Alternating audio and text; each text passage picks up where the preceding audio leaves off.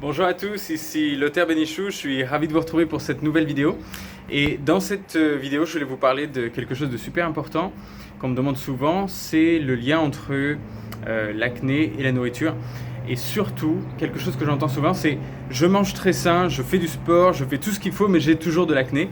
Donc c'est que ça n'a rien à voir avec la nourriture, c'est que ça n'a rien à voir avec le style de vie, c'est que c'est complètement mes hormones. Moi, je sais que ça fonctionnera pas. Tout ce que je vais changer dans mon alimentation, donc je vais même pas le faire. Ou alors, j'ai déjà essayé, mais ça ne marche pas.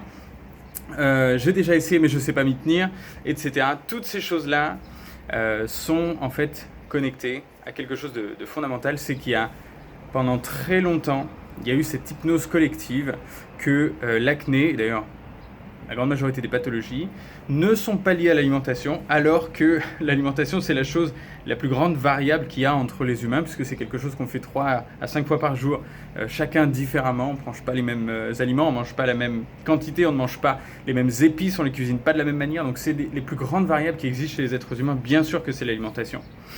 Et bien sûr que nos habitudes alimentaires déterminent la qualité de notre corps, notre qualité de vie, notre niveau d'énergie, mais bien sûr, elle va déterminer aussi notre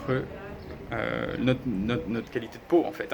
Et ce qui est très frustrant pour beaucoup de personnes, c'est que pareil, l'alimentation c'est basé sur soit des choses qu'on a acquises à travers notre famille, à travers la manière dont on a été élevé, mais ça peut être aussi basé sur des croyances, comme la croyance que le régime vegan c'est pour tout le monde et que ça fonctionne parfaitement bien, que si on évite le gluten, eh bien c'est fini, on n'aura plus aucune pathologie ou des choses comme ça. C'est plus compliqué que ça, bien entendu. Maintenant, il y a des liens qui sont clairs entre l'alimentation et certaines pathologies. Maintenant, la médecine, même occidentale, commence à mettre le doigt là-dessus, et c'est très bien. La dermatologie n'est pas un domaine de la médecine qui a accepté ces choses-là. Vous pouvez aller tout de suite sur le site de la Société française de dermatologie et vous rendre compte que pour l'acné, c'est marqué en gros que les modifications alimentaires ne sont pas nécessaires parce qu'elles n'ont aucun impact sur la peau. Voilà, je mets un petit blanc comme ça. Et ensuite, on va parler d'autre chose qui est extrêmement important. C'est j'ai essayé, mais ça n'a pas fonctionné pour moi, etc. Alors, vous avez essayé quelque chose, d'accord ? Ça ne veut pas dire que c'était la même chose que... Vous avez essayé quelque chose, mais ça ne veut pas dire que c'était la bonne chose, première chose. Deuxième chose, c'est que vous pouvez vous connecter sur Instagram maintenant et regarder un petit peu les trucs de fitness, regarder un petit peu les trucs healthy et des youtubeuses, etc. ou des choses comme ça qui ont plein de choses à vous dire sur l'alimentation. Et regarder un petit peu ce qu'elles mangent ou des choses comme ça et vous dire ok super, je vais manger pareil qu'elle et ça va bien aller. Non. Parce qu'on est tous différents, on réagit tous différemment à certaines nourritures. Bien sûr, il y a des choses sur lesquelles on va tiquer chacun. Mais à la fin, chaque personne est différente et va tolérer les choses d'une manière différente. Donc il y a aussi un processus pour mettre ça en place. Donc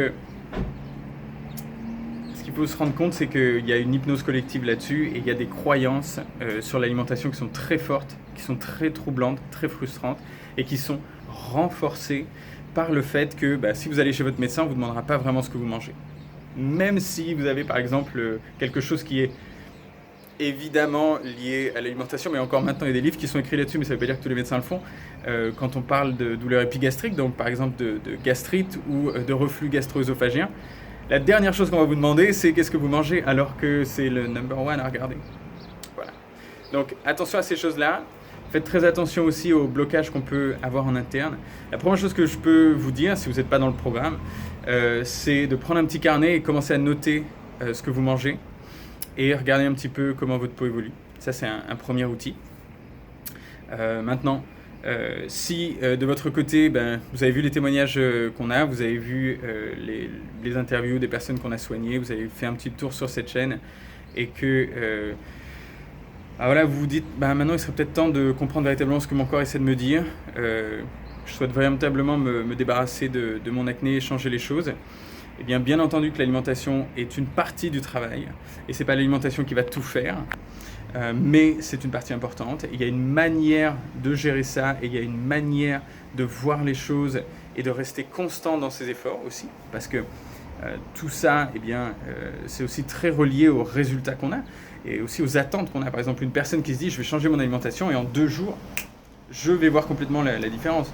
Je vais arrêter le lait et je vais voir la différence tout de suite. Pour certaines personnes, ça peut être le cas. Pour la grande majorité, c'est pas le cas. Mais du coup, il faut avoir le bon mindset et les bonnes personnes autour de soi pour être sûr qu'on va dans la bonne direction, qu'on va être sûr qu'on avance bien.